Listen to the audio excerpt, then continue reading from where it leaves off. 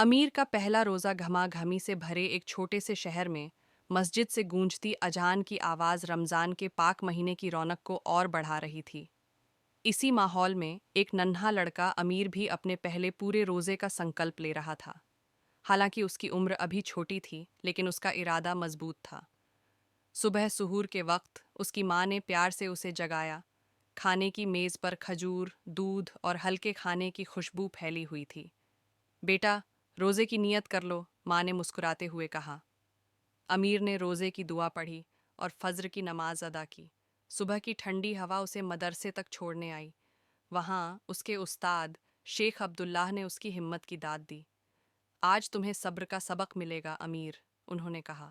روزہ صرف بھوکے پیاسے رہنے کا نام نہیں، بلکہ اپنے دل اور دماغ کو پاک کرنے کا موقع بھی ہے۔ جیسے جیسے دن چڑھا، امیر کا پیٹ بھوک سے کراہنے لگا، لیکن اس نے ہمت نہیں ہاری۔ اس نے قرآن پڑھی اور حضرت موسیٰ علیہ السلام کی کہانی سنی، جہاں انہوں نے مشکلوں کا سامنا صبر اور اللہ پر یقین کے ساتھ کیا۔ دوپہر کے بعد اس کے دوست کھیل رہے تھے، مگر امیر نے خود کو تلاوت اور عبادت میں لگا لیا۔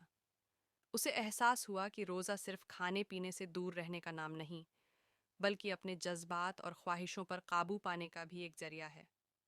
شام ڈھلنے لگی اور امیر کی بھوک اپنے چرم پر تھی، لیکن جب اذان کی پیاری آواز اس کے کانوں میں گونجی تو اس کی ساری تکلیف خوشی میں بدل گئی۔ اس نے کھجور سے روزہ کھولا اور دعا پڑھی، اللہم انی لک سمتو۔ ہر نوالے کے ساتھ اس کی دلی قدردانی بڑھتی گئی۔